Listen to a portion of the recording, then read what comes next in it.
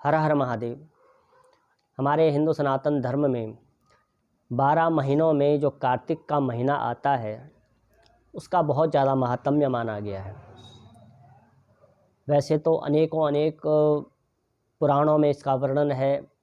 नारद पुराण और स्कंद पुराण, विष्णु पुराण इत्यादि में कार्तिक महीने की जो बहुत ज़्यादा महिमा गाई गई है, बताई गई है।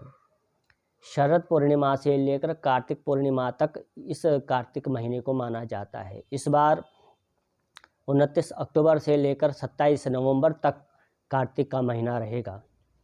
देखो, कार्तिक का महीना इतना पुण्यशाली होता है। इस दिन किया हुआ दान, गंगा स्नान किया गया जो भी जप तप इत्यादि है वह अक्षय फल को देने वाला होता है। बहुत ज़्यादा इसका महात्म्य होता है। अनेक इसके बारे में शास्त्रों में, पुराणों में कथाएं हैं। लेकिन इसमें मुख्यतः जैसे इस महीने कार्तिक, भगवान शिव के जो पुत्र थे कार्तिक, तो कार्तिक जी ने तारकासुर का वध इसी महीने किया था। इसीलिए इस महीने का नाम कार्तिक मास रखा गया। एक और कथा के अनुसार भगवान शंकर के द्वारा त्रिपुरासुर का वध हुआ। तो कथा के अनुसार कि अर्धनारीश्वर का भगवान शिव ने स्वरूप रखा और कार्तिक पूर्णिमा को सायंकाल प्रदोष काल में त्रिपुरासुर का वध किया था। तो त्रिपुरासुर के वध के कारण भगवान विष्णु ने भगवान शिव का एक नाम त्रिपुरारी भी रखा था।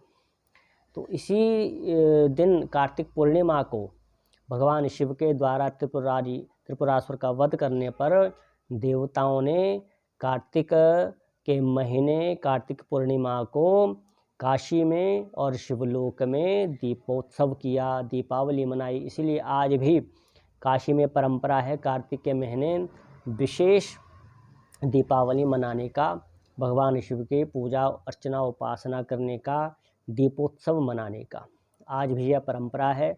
तो इसीलिए देवताओं की दीपावली भी इसको माना जाता है, कहा जाता है कार्तिक पूर्णिमा को। दूसरी एक कथा के अनुसार इसी महीने ब्रह्मा जी का जो ब्रह्म सरोवर है वह जो पुष्कर में इसी दिन अवतरण हुआ था कार्तिक पूर्णिमा को। तो कार्तिक पूर्णिमा को ब्रह्मा जी के सरोवर का जो पुष्कर में अवतरण हुआ था, इसीलिए इस महीने का बहुत ज़्यादा महात्म्य है। हम जानते हैं कि हमारे यहाँ देवशयनी एकादशी होती है। आषाढ़ शुक्ल पक्ष की एकादशी को देवशयनी एकादशी होती है। इस दिन भगवान विष्णु शयन को चले जाते हैं। और कार्तिक शुक्ल पक्ष की जो एकादशी होती है, हरबोधिनी एकादशी, जिसको देव उठनी एकादशी भी कहते हैं, इस दिन भगवान विष्णु अपनी सैया से, नींद से जाग जाते हैं, निद्रा से जाग जाते हैं। तो भगवान जब विष्णु निद्रा से जाग जाते हैं तो कार्तिक पूर्णिमा को देवता लोक भगवान विष्णु की अनेक प्रकार के असंख्य दीपक जला के महाआरती करते हैं। तो इसीलिए देव उठनी एकादशी से कार्तिक पूर्णिमा तक देवता दीपोत्सव करते हैं, दीपावली मनाते हैं। यह देवताओं की दीपावली है। ठीक है। तो जिस प्रकार से हम भगवान राम के रावण वध के कारण और अयोध्या के आगमन आने पर दीपोत्सव करते हैं, दीपावली के रूप में हम मनाते हैं, इसी प्रकार देवता लोग भगवान विष्णु के जागने पर दीपोत्सव मनाते हैं। तो इस महीने जो गंगा स्नान का बहुत ज़्यादा फल है।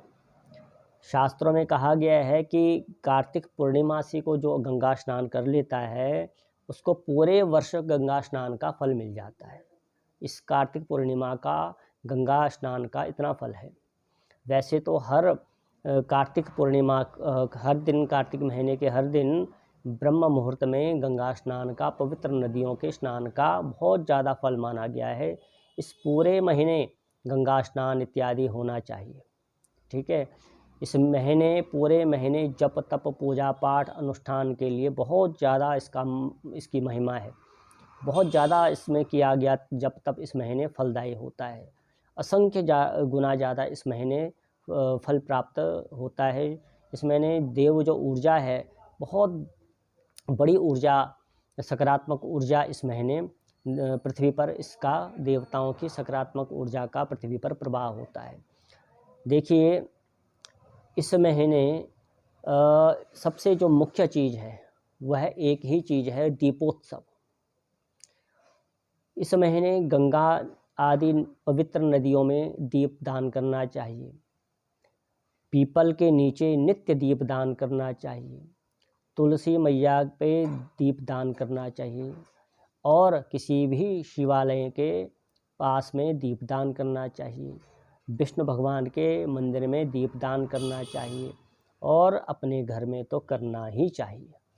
तो असंख्य दीपक आप जला सकते हैं और नित्य इस महीने दीपदान तो करना ही करना है। मैं विशेष निवेदन सबसे करूँगा कि इस महीने दीपदान अवश्य करें, दीपक अवश्य जलाने का नियम बना दें।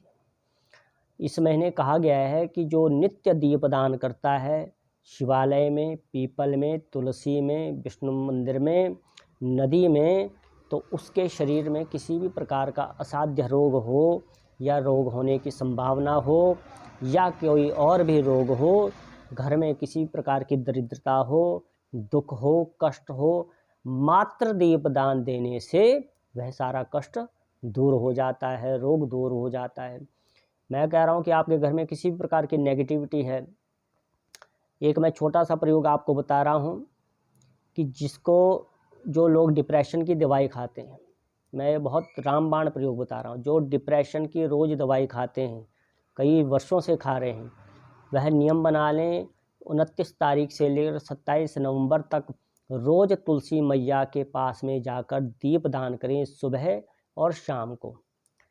देसी गौ माता के घी से या तिल के तेल से दीपदान करें, तो आप देखना कि आपको इतनी सकारात्मक ऊर्जा प्राप्त होगी, आपके घर और जीवन में इतनी पॉजिटिविटी आएगी, तो आपका जो सारा डिप्रेशन है, यह रोग तुरंत दूर हो जाएगा।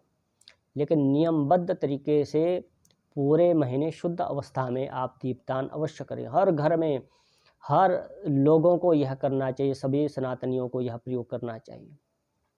तो दीपदान का देखो इस महीने कितना दीपोत्सव होता है। इस महीने सबसे ज़्यादा फल है वह दीपदान का होता है।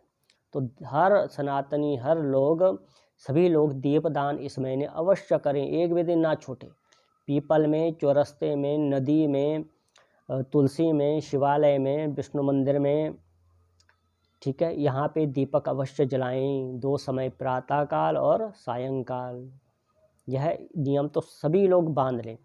इस महीने प्रयास करना चाहिए और अवश्य इसका नियम का पालन करना चाहिए कि मांस मदिरा से आप दूर रहें।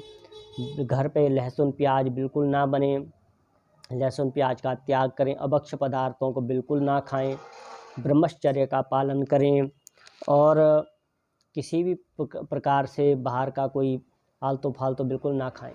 शुद्धता और पवित्रता के साथ रहें और भगवान का जितना भी अधिक से अधिक आप नाम जप, कोई विष्णु स्तोत्र, भगवान शिव की आराधना, उपासना इत्यादि, भगवती की उपासना आराधना कर सकते हैं, हनुमान जी की उपासना कर सकते हैं, तो आपके लिए बहुत ज़्यादा फलदायी होगा। आप देखिए कार्तिक महीना कितना परम पवित्र महीना है। इसी दिन कितने पर्व आते हैं। देखो दीपावली इतना बड़ा पर्व इस दिन आता है, धन त्रयोदशी आती है, बैकुंठ चतुर्दशी इस दिन होती है, हनुमान जयंती इस महीने आती है, हरबोधनी एकादशी इस दिन आती है, करवा चौथ का व्रत इस दिन आता है, ठीक है, और गोपाष्टमी इस महीने आती है। तो सबसे ज़्यादा व्रत पर्व इस महीने कार्तिक के महीने आते हैं। इस महीने की इतनी महिमा है, इस महीने का जो फल है हमको नहीं गंवाना चाहिए व्यर्थ में। एक और मैं आपको गुप्त बात बताता हूँ जो बहुत कम लोगों को पता होगा, कि जैसे हमें पता है कि आश्विन महीने में श्राद्ध होते हैं 16 दिन के पितरों के, तो यह बहुत कम लोगों को पता होगा, लेकिन मैं नई बात बताता हूँ आपको कि इस प्रकार से जिस प्रकार लोग आश्विन महीने में श्राद्ध करते हैं, उसी प्रकार से कार्तिक कृष्ण पक्ष से लेकर अमावस्या तक यह भी तुलागत श्राद्ध होते हैं। इनको क्या कहते हैं? तुलागत श्राद्ध।